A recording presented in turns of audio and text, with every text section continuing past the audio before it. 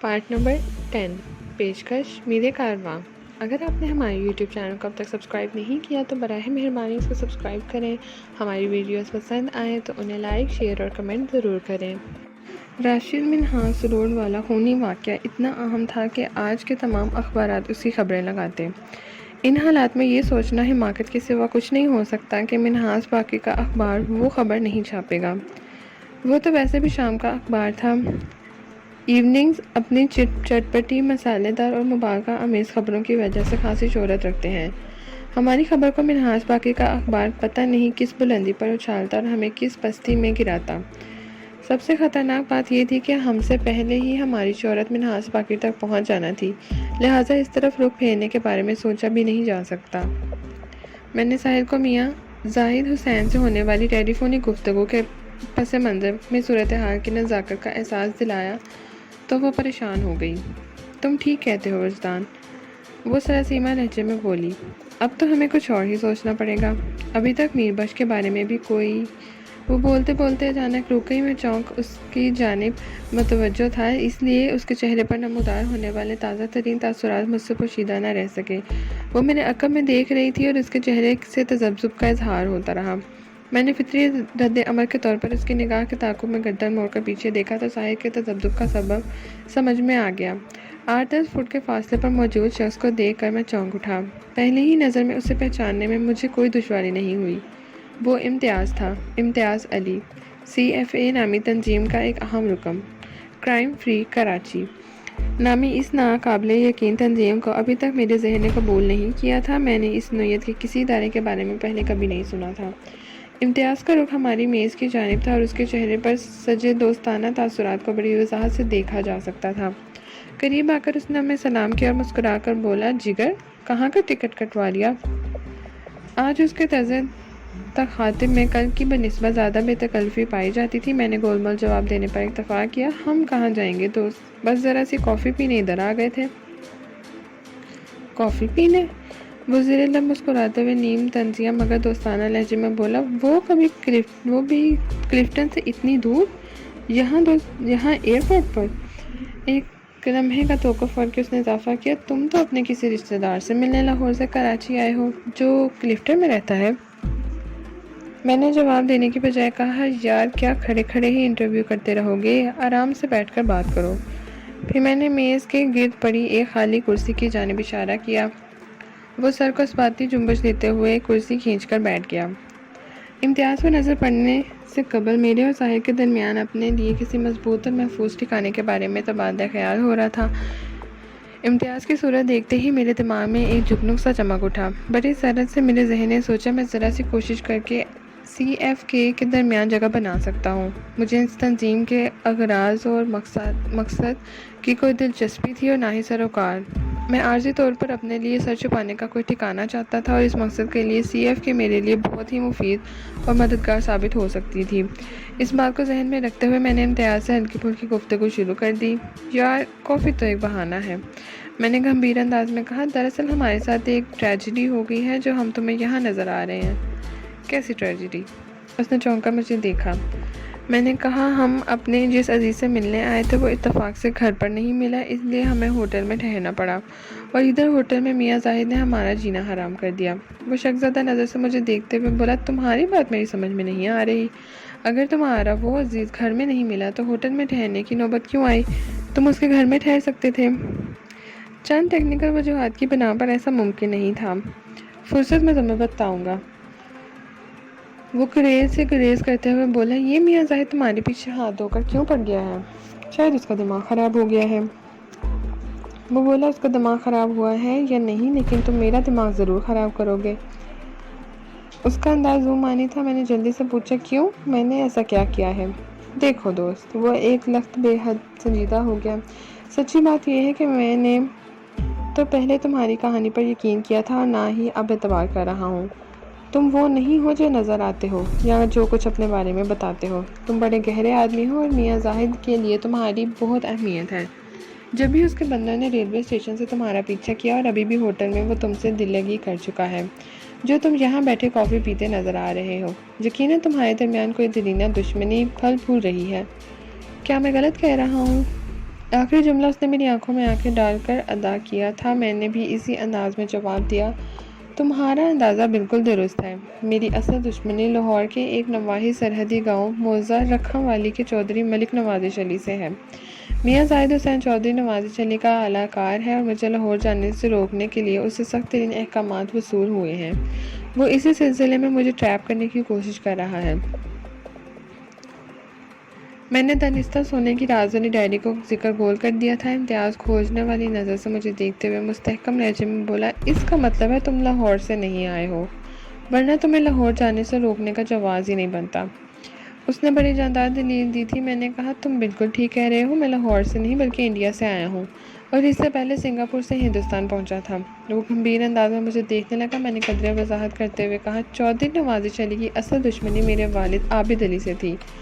میرا باپ مجھے بچپن ہی میں سنگاپور لے گیا تھا۔ چودھری کے آدمیوں نے میرے والدین کو میری آنکھوں کے سامنے قتل کر دیا اور میں ان قاتلوں کا تعاقب کرتے ہوئے پہلے انڈیا پہنچا، پھر سراپا انتقام بن کر یہاں آیا ہوں۔ چودھری نواز مجھ سے خاصا دہشت زدہ ہے اور مجھے خود تک پہنچنے سے روکنے کی ہر ممکن کوشش کر رہا ہے۔ اس کا مطلب ہے تم چودھری نواز علی کے لیے کوئی توپ قسم کی چیز ہو۔ وہ گہری نظر سے مجھے دیکھتے ہوئے بولا۔ میں نے ٹالنے والے انداز میں کہا، میں نے کہا نا، ذرا فرصت مل جائے تو پھر تمہیں اپنی کہانی سناؤں گا۔ میں نے تمہیں دوست کہا ہے اور دوستی نبھانا بھی مجھے آتا ہے۔ بتاؤ، میں فوری طور پر تمہارے لیے کیا کروں؟ اس کی پیشکش میں مجھے خلوص کی جھلک نظر آئی۔ میں جن حالات سے گزر رہا تھا اس کا تقاضا تھا کہ مجھے کسی نہ کسی پر تو اعتماد کرنا ہی ہوگا، اور وہ امتیاز علی سے بہترین فی الحال کوئی نہیں۔ میں نے صاحب گوئی سے کام لیتے ہوئے کہا، مجھے اپنے قیام کے لیے کوئی محفوظ جگہ درکار ہے۔ سرجست اتنا ہو تو بہت ہوگا۔ وہ فراخ دلی سے بولا، سمجھو تمہارے قیام کا مسئلہ حل ہو گیا۔ آج تم میرے ساتھ میری فلیٹ پر رہو گے۔ اور کچھ؟ میں نے تہہ دل سے اس کا شکریہ ادا کیا۔ اس نے مجھے ایسا کرنے سے منع کیا۔ میں نے کہا، دوست، میں تمہارا یہ احسان زندگی بھر یاد رکھوں گا۔ دوست بھی کہتے ہو اور احسان مندی بھی ظاہر کرتے ہو۔ امتیاز ہمیشہ بے لاگ اور بے لوث دوستی کرتا ہے۔ تم جس مشکل وقت میں میرے کام آ رہے ہو، میں اسے کیسے بھول سکتا ہوں؟ میں نے اسے زیادہ سے زیادہ اعتماد میں لیتے ہوئے کہا، ورنہ آج کل کون کسی کا ساتھ دیتا ہے، اور وہ بھی کسی اجنبی کا؟ وہ سنجیدگی سے بولا، تم ایک اچھے انسان ہو، اس لیے میرے تعاون کا بوجھ اپنے شانوں پر محسوس کر رہے ہو، مگر فکر نہ کرو، میں تمہیں یہ بوجھ اتارنے کا بہت جلد موقع دوں گا، یعنی آج ہی رات کو۔ میں کچھ سمجھا نہیں۔ اس کی مبہم بات کے جواب میں نے کہا۔ وہ بات کرنے سے پہلے بڑے دلاویز انداز میں مسکرایا اور بولا، دوست، آج رات تم مجھے اپنی کہانی سناؤ گے، بس میں تم سے یہی چاہتا ہوں۔ اوہ، میں نے ایک اطمینان بھری سانس خارج کی۔ وہ مذاق کے انداز میں بولا، تم کیا سمجھے تھے کہ میں تم سے کوئی فائلنگ وغیرہ کا کام کرانا چاہتا ہوں؟ نہیں، ایسا تو میں نے کچھ نہیں سوچا۔ اس نے مجھے ایسی نظر سے دیکھا جیسے اچانک اسے کچھ یاد آ گیا ہو۔ پھر اس نے پوچھا، دوست، تمہارے دو ساتھی نظر نہیں آ رہے، وہ کہاں ہیں؟ میں جانتا تھا وہ کسی بھی لمحے بوٹا سنگھ اور میر بخش کے بارے میں سوال کر سکتا تھا، لہٰذا میں نے بڑے ارسان سے جواب دیا، میر بخش تو ہمارے ساتھ ہوٹل میں ہی ٹھہرا تھا اور بوٹا ایک نزدیکی ہوٹل میں ٹھہرا تھا۔ میاں زاہد کے آدمیوں نے بوٹا کو اغوا کر کے موت کے گھاٹ اتار دیا ہے۔ میں دانستہ بوٹا سنگھ کے بجائے صرف بوٹا کا لفظ استعمال کر رہا تھا۔ ہم نے آج ہانی کی شناخت کو چھپانے کے لیے یہ راہ نکالی تھی۔ بہت افسوس ہوا تمہارے ساتھی کی موت کا سن کر۔ دوسرے ساتھی میر بخش کے بارے میں تم نے کچھ نہیں بتایا۔ میں نے اسے میر بخش پر پورے سرار گمشدگی کے بارے میں مختصراً بتایا۔ وہ میری بات سننے کے بعد اضطرابی لہجے میں بولا، آپ تینوں کراچی کے کس ہوٹل میں ٹھہرے تھے؟ میں نے ہوٹل کا نام بتایا اور کہا، یہ ہوٹل صدر کے علاقے میں واقع ہے۔ پھر تو میں یہی کہوں گا کہ تمہارے ساتھی میر بخش کے زندہ ہونے کے امکانات نہ ہونے کے برابر ہیں۔ اگر وہ اب تک زندہ بھی ہے تو اس وقت سخت اذیت میں ہوگا۔ تم بتا ہی چکے ہو کہ تمہارے ساتھی بوٹا کو میاں زاہد کے آدمیوں نے ہلاک کر دیا ہے۔ میں نے جلدی سے پوچھا، تم میرے ساتھی کی موت یا مصیبت کے بارے میں اتنے وثوق سے کس طرح کہہ سکتے ہو؟ ساحل بھی امتیاز کی بات سن کر پریشان ہو گئی تھی۔ وہ تو میر بخش کے بارے میں پہلے ہی لاتعداد اندیشوں سے اور ان گنت خدشات میں گھری ہوئی تھی۔ امتیاز نے گمبھیر لہجے میں کہا، وجدان تم بیک وقت خوش قسمت بھی ہو اور بدقسمت بھی، مگر تمہاری خوش قسمتی بدقسمتی پر حاوی ہے۔ دوست پہیلیاں نہ بجھواؤ، جو بھی کہنا چاہتے ہو کھل کر کہو۔ اس نے کہا تم بدقسمت ان معنوں میں ہو کہ جس ہوٹل میں تم نے قیام کیا میاں زاہد اس کے حصے داروں میں سے ایک ہے، تم اسے ہوٹل کا مالک بھی کہہ سکتے ہو۔ میں سمجھ گیا کہ اس ہوٹل میں میاں زاہد کا اتنا اثر رسوخ کیوں ہے اور ہوٹل کا عملہ اس کے اشاروں پر کیوں ناچ رہا تھا۔ امتیاز علی بات کو آگے بڑھاتے ہوئے بولا، وجدان خوش قسمت تم اس حوالے سے ہو کہ اس کے چنگل سے زندہ سلامت نکل آئے، گویا تمہاری خوش قسمتی زیادہ طاقتور نکلی، البتہ تمہارا دوست میر بخش۔ ساحل نے کہا، وجدان میں تو تمہیں کئی مرتبہ کہہ چکی ہوں، میر بخش کسی بڑی مشکل میں پھنس چکا ہے، لارڈ بدھا اس پر رحم کرے۔ میر بخش کی سلامتی کے لیے ساحل کی زبان سے بے ساختہ دعائیہ کلمات نکلے تھے۔ امتیاز نے چونک کر ساحل کی جانب دیکھا، میں نے اس کی آنکھوں میں مجسم سوال کو فوراً پڑھ لیا۔ میرے ساتھی ساحل کا تعلق بدھ مت سے ہے، ہندوستان میں تم لوگوں کا ساتھ ہوا ہوگا۔ اس کے لہجے میں پراسرار سوال تھے۔ نہیں، یہ کھٹمنڈو سے میری ساتھی بنی ہے۔ اس کا مطلب ہے تم انڈیا سے پہلے نیپال میں تھے۔ میں نے اس بات میں جواب دیا۔ اس نے پوچھا، تمہارے وہ دونوں ساتھی بوٹا اور میر بخش بھی وہیں سے آئے ہیں؟ نہیں، بوٹا تو واقعی لاہور سے آیا ہے، چودھری کے بندوں نے اس کی زندگی عذاب کر دی تھی اور وہ اپنی جان بچاتے ہوئے کراچی پہنچا تھا، البتہ میر بخش عمر کوٹ سے ہمارا ہمراہ ہے۔ عمر کوٹ؟ اس نے چونک کر مجھے دیکھا۔ یہ تو اندرون سنگھ کا ایک ضلع ہے، تم اس ریگستان میں کیا کرتے پھر رہے تھے؟ میں نے مختصراً اسے غیر قانونی طور پر اپنے بارڈر پار کرنے کا قصہ سنایا۔ اوہ! وہ متاسفانہ انداز میں بولا، پھر تو تم دونوں کے پاس پاسپورٹ اور دیگر شناختی کاغذات بھی نہیں ہوں گے۔ ہاں، کچھ ایسی ہی صورتحال ہے، میں نے بددلی سے کہا، پھر اسے میاں زاہد کی چال بازی کے بارے میں بتا دیا کہ وہ کس طرح ہمارا را کا ایجنٹ ظاہر کر کے اپنے آدمیوں کی ہلاکت کو ہمارے کھاتے میں ڈالنے کا بندوبست کر چکا ہے۔ حالانکہ اس کے تینوں بندوں کو تو ہم نے ختم کیا تھا، امتیاز نے کہا۔ میں نے کہا، آج کے اخبارات اس واقعے کی تفصیل شائع کر دیں گے اور ہمارا باہر نکلنا دشوار ہو جائے گا۔ بیٹھے بٹھائے ہمیں انڈین خفیہ ایجنسی را کا ایجنٹ بنا دیا گیا ہے۔ حالات سراسر تمہاری مخالفت کا کمر بستہ ہیں، امتیاز نے پرتشویش انداز میں کہا، لیکن تم فکر نہ کرو، تمہارے پاسپورٹ اور دیگر ضروری شناختی دستاویزات میں تیار کروا دوں گا، تم لوگوں کو بس اپنے میک اپ اور گیٹ اپ پر ذرا سی خصوصی دھیان دینا ہوگا۔ تم بھی یاد کرو گے کس قسم کے دوست سے واسطہ پڑا تھا۔ واقعی تم بہت مختلف قسم کے دوست ہو، ساحل نے متشکر انداز میں کہا۔ وہ اپنے ریسٹ واچ پر نظر ڈالتے ہوئے بولا، 5:10 ہوئے ہیں، اب میں 2-2.5 گھنٹوں کے لیے بہت مصروف ہو جاؤں گا، تم لوگ یہیں ریسٹورنٹ میں میرا انتظار کرو گے یا میں تمہیں اپنے فلیٹ کا ایڈریس سمجھا دوں؟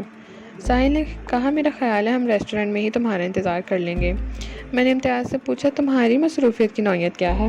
وہ بولا، دراصل میں اپنے باس کے ایک غیر ملکی دوست کو لینے ایئرپورٹ آیا ہوں، جہاز کو 4:45 یہاں پہنچنا تھا مگر وہ آدھا گھنٹہ لیٹ ہے، اب 5:15 بجے وہ لینڈ کرے گا۔ میں نیچے جاؤں گا کیونکہ انٹرنیشنل ارائیول کے لیے نچلی منزل ہی استعمال ہوتی ہے، بالائی منزل انٹرنیشنل ڈپارچر کے لیے مخصوص ہے۔ میرے پاس کافی وقت تھا اس لیے ریسٹورنٹ میں آ بیٹھا اور یہ ایک اتفاق ہی ہے کہ تم لوگوں سے ملاقات ہو گئی۔ پھر وہ اٹھ کر کھڑا ہو گیا، میں بھی اس کی تقلید میں کھڑا ہو گیا اور اس سے پوچھا، تمہارے باس کا وہ غیر ملکی دوست کس کنٹری سے آ رہا ہے؟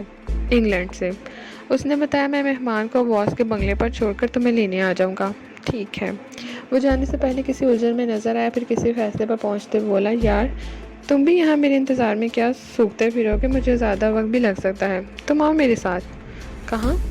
اس نے کہا، نیچے پارکنگ میں مہمان کے لیے تو ایک عالی شان گاڑی موجود ہے، اس کے علاوہ اس غیر ملکی مہمان کی حفاظت کی خاطر وہ نیلی ہائی روف بھی آئی ہوئی ہے جس میں ہم نے تمہیں کل راشد منہاس روڈ سے بہادر آباد تک پہنچایا تھا۔ ہائی روف میں اشتیاق اور بابر خان بیٹھے ہیں۔ ہائی روف مہمان والی گاڑی کے ساتھ ساتھ چلے گی اور مہمان کو بحفاظت بنگلے تک پہنچانے میں ایک نگران محافظ قادر ہوگا۔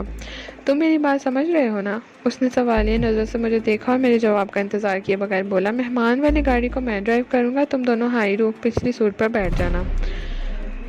ہم دونوں اس کے ساتھ ہو لیے۔ بالائی منزل سے زیریں منزل کی جانب آتے ہوئے میں نے امتیاز سے پوچھا، ان حفاظتی انتظامات کو دیکھتا لگتا ہے تمہارے باس کا یہ مہمان کوئی نہایت ہی اہم شخصیت ہے۔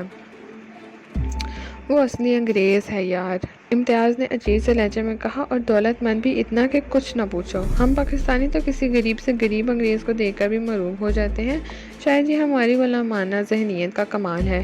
مسٹر نیل آرمر تو ارب پتی انگریز ہے جو اپنی خوبصورت سیکریٹری کے ساتھ باس سے ملنے آ رہا ہے۔ اچھا، تو تمہارے باس کے مہمان دوست کا نام نیل آرمر ہے؟ میں نے دہرانے والے انداز میں کہا۔ بھائی اگر وہ انگریز ارب پتی ہے تو اس سے اندازہ ہوتا ہے کہ تمہارا باس بھی کوئی بہت اونچی شے ہے، کیونکہ نیل آرمر کی ارب پتیت بھی سٹرلنگ میں ہوگی۔ ہاں یہ تو ہے، وہ فخر سے سینہ تانتے ہوئے بولا، ہمارا باس واقعی بہت زبردست ہے۔ میں نے کہا، دوست میرے دل میں تو تمہارے باس سے ملنے کی شدید خواہش اٹھ رہی ہے۔ ملوا دوں گا بھائی، ملوا دوں گا، وہ جلدی سے بولا، کوئی مناسب سا موقع دے کر ملوا دوں گا۔ امتیاز کا رویہ کبھی کبھی مجھے کھٹکنے لگتا تھا، وہ خود کو جس قسم کی تنظیم کا رکن بتا رہا تھا، وہاں تو راز کو انتہائی راز رکھا جاتا ہے، اور کسی بھی غیر مطلق شخص کو تنظیم کے معاملے میں ہوا بھی نہیں لگنے دی جاتی۔ یہ امتیاز مجھے اپنے باس اور اس کے غیر ملکی مہمان دوست کے بارے میں بھی تفصیلات بتا رہا تھا، اور ہم دونوں کو اپنے فلیٹ پر قیام کی پیشکش کر رہا تھا، اور ہائی روف میں ایک مرتبہ پھر ہمیں سفر کا موقع فراہم کر رہا تھا۔ میری چھٹی ہی چپکے مجھ سے کہہ رہی تھی کہ کہیں کوئی گڑبڑ موجود ہے، لیکن کیا گڑبڑ ہے اس کا اندازہ نہیں ہو پا رہا تھا۔ مجھے امید تھی اگر میں اسی طرح بھولا شاہ بنا رہا تو اس تنظیم کی حقیقت بہت جلد مجھ پر آشکار ہو جائے گی۔ ہم امتیاز کی میت میں نیلی ہائی روف کے پاس پہنچ گئے۔ ڈرائیونگ سیٹ پر بیٹھتے ہوئے 35 سالہ شخص کا نام امتیاز نے بابر خان بتایا تھا۔ کل کی طرح آج بھی اس نے شلوار قمیض ہی زیب تن کر رکھی تھی۔ امتیاز کا نوجوان ساتھی اشتیاق جینز اور ٹی شرٹ میں تھا، اور وہ نیلی ہائی روف کے عقبی حصے میں بیٹھا تھا۔ امتیاز نے اشتیاق سے کچھ خسر کی، اور اشتیاق نے ہمارے لیے ہائی روف کا سلائڈنگ ڈور کھول دیا۔ میں نے ظاہر کو گاڑی میں سوار کرایا، وہ عقبی سیٹ پر براجمان ہو چکی تو میں نے اپنا سفری بیگ اس کی جانب بڑھا دیا۔ اس بیگ کو دیکھ کر امتیاز چونک اٹھا، اور اس نے پوچھا، جگر یہ کل والا بیگ تو نہیں، کیا نیا خریدا ہے؟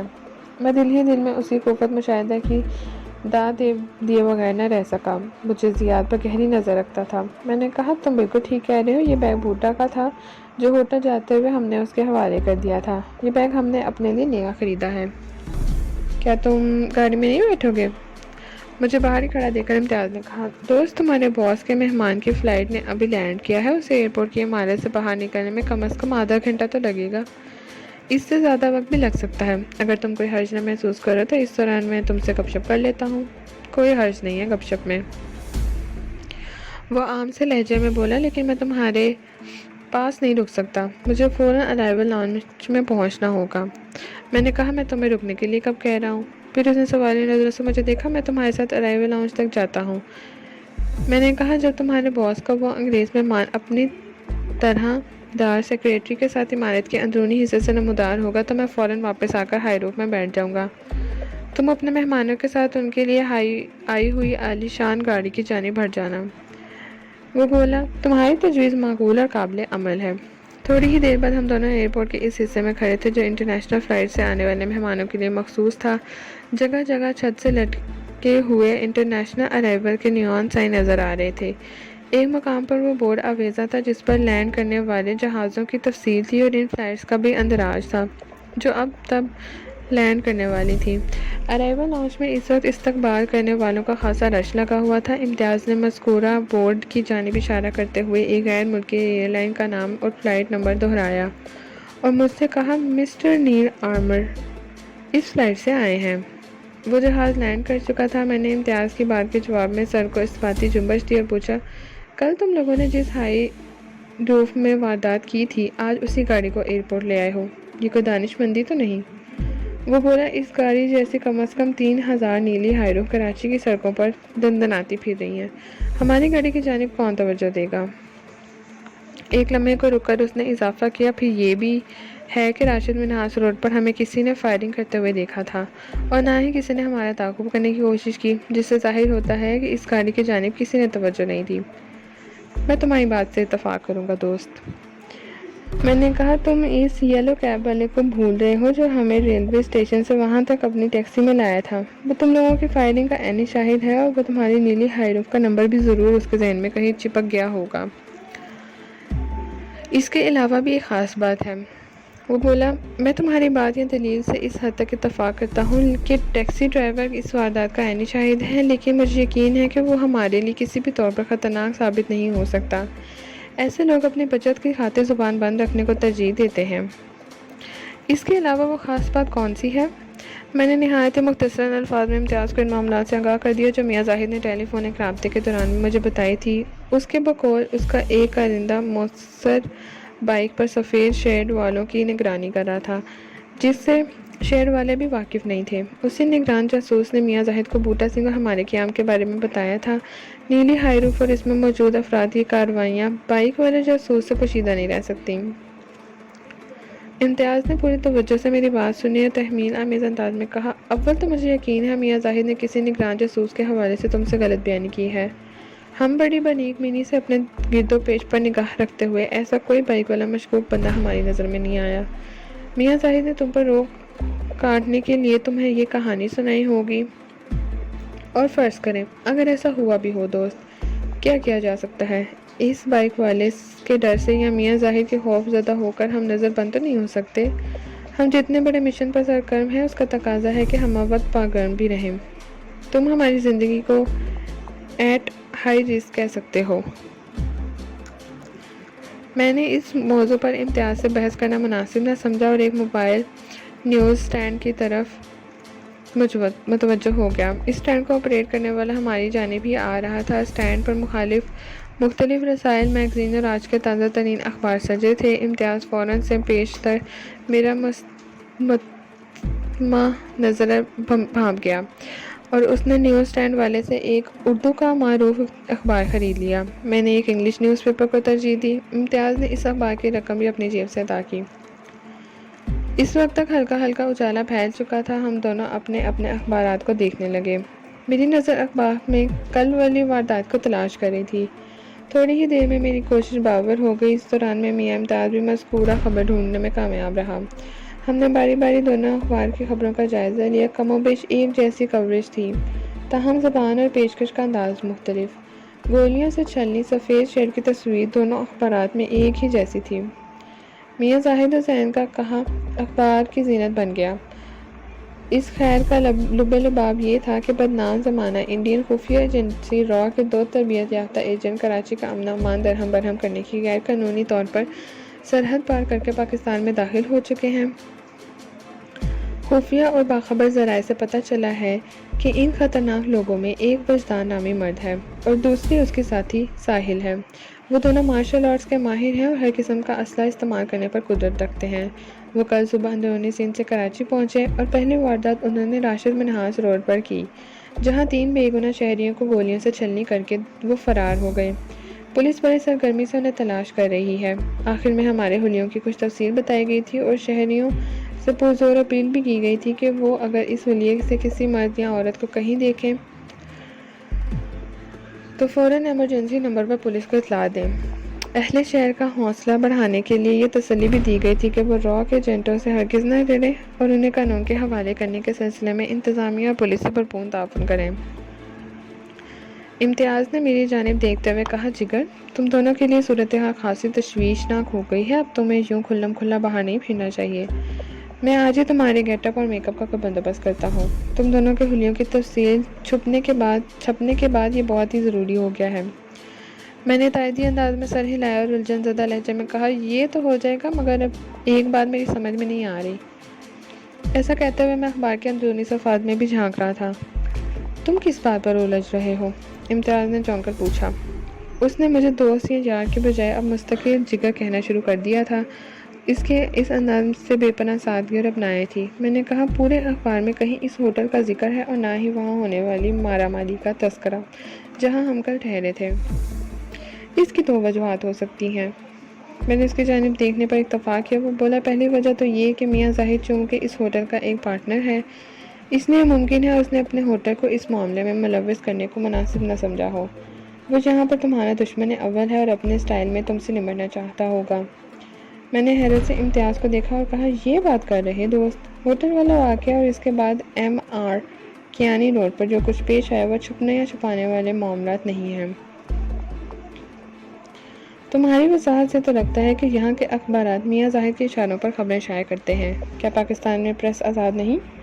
وزیر مسکرائے گمبھیر آواز میں بولا، یہاں کا پریس اور میڈیا کتنا آزاد ہے یہ تو تمہیں رفتہ رفتہ خود ہی پتہ چل جائے گا، لیکن میں نے اخبارات میں ہوٹل والے واقعے کی خبر غیر موجودگی کے سلسلے میں جو بھی وضاحت کی ہے اس کا ہرگز یہ مطلب نہیں کہ واقعی یہ سب کچھ میاں زاہد کے اشارے پر کیا گیا ہوگا۔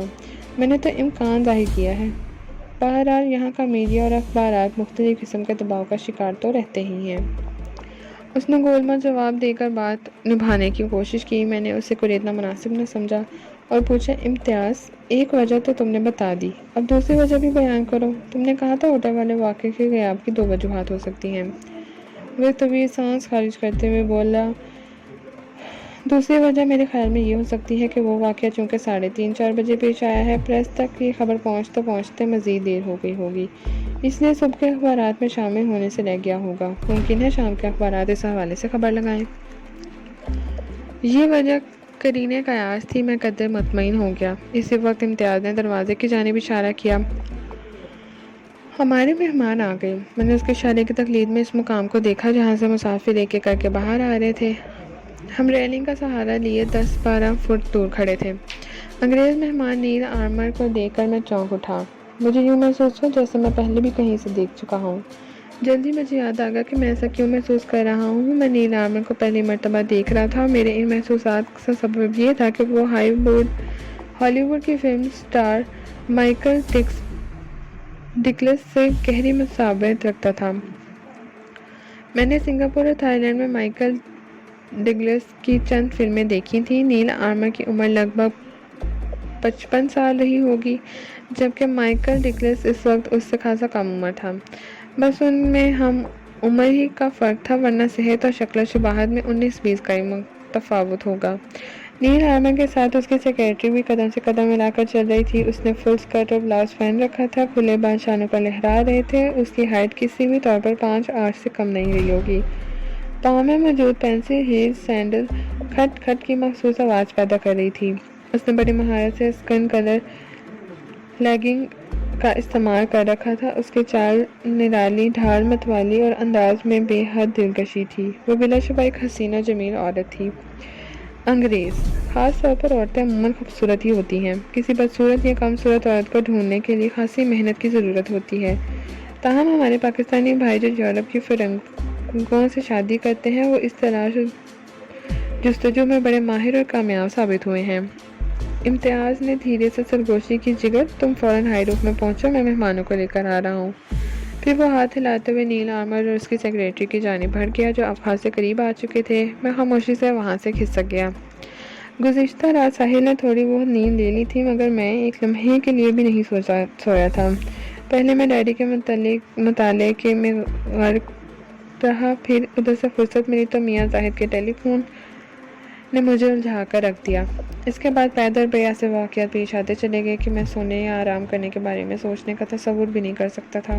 دشمنوں سے ہلکی پھلکی اٹکیلیوں میں رات کا باقی حصہ بھی بیت گیا۔ ان حالات میں سکون اور آرام کا سوال ہی پیدا نہیں ہوتا۔ ایئرپورٹ سے نکل کر منزل تک پہنچنے کے دوران میں آنکھیں کھلی رکھنے کی ضرورت تھی، لہٰذا میں نیند سے اڑتا رہا۔ حالانکہ اس وقت دل تو یہی چاہ رہا تھا پڑھ کر لمبا سو جاؤں اور 2-4 دن کے بعد ہی اٹھوں، مگر یہ ممکن تھا اور نہ ہی مناسب۔ اس لیے میں نے اس خیال کو ذہن سے اور خواہش کو دل سے باہر نکال پھینکا۔ ہائی روف میں موجود اشتیاق احمد خاصا الرٹ بیٹھا تھا۔ وہ اپنی عقابی نگاہ سے باہر کا جائزہ بھی لے رہا تھا۔ ایک کے تیار حالت میں اس کے دائیں ہاتھ پر پڑی تھی، جسے وہ آن باہر میں استعمال کرنے کی پوزیشن میں تھا۔ ڈرائیور بابر خان بڑی مشاطی سے ہائی روف کو ڈرائیو کر رہا تھا۔ غیر ملکی مہمان ہم سے 5-6 فٹ آگے پیچھے ایک چمچماتی نیلی بلو ہونڈا کارڈ میں منزل کی جانب رواں تھے۔ سب خیریت گزری اور ہمارا یہ سفر ڈیفینس سوسائٹی کے ایک بنگلے پر ختم ہوا۔ اس عالیشان رہائشی علاقے میں آ کر دونوں گاڑیوں میں درمیانی فاصلہ قدرے بڑھ گیا تھا، اور جب امتیاز نے ہونڈا کار کو ایک ذیشان بنگلے کے سامنے روکا تو بابر خان ہائی روف کو اسی اسٹریٹ پر تھوڑا آگے لے گیا اور پھر گاڑی کو ایک جانب روک دیا۔ اس کی محتاط نظر بنگلے کے گیٹ پر ٹکی ہوئی تھی۔ میں نے لب کشائی کی اور اشتیاق سے پوچھا بھائی کیا ہم بنگلے کے اندر نہیں جائیں گے؟ اس نے ایسی نظر سے مجھے دیکھا جیسے کوئی جواب نہ دینا چاہتا ہو، تاہم اس نے سنجیدگی سے کہا تمہارے ہر سوال کا جواب امتیاز ہی دے گا، اتنا تو بتا دو۔ میں نے دوستانہ انداز میں کہا ہونڈا اکارڈ جس بنگلے میں داخل ہوئی ہے کیا تم لوگ اس کے باس یہاں رہتا ہے؟ اس وقت نیوی بلو کارڈ مذکورہ بنگلے کے اندر غائب ہو چکی تھی۔ اشتیاق نے محتاج لہجے میں کہا یہ بھی تم امتیاز ہی سے پوچھنا۔ اس کے بعد مزید کسی سوال کی گنجائش باقی نہیں رہی تھی۔ اسی کے ساتھ ہی پارٹ نمبر 10 اختتام پذیر ہوتا ہے۔ ناول کا بقیہ حصہ پارٹ 11 پہ سماعت فرمائیے۔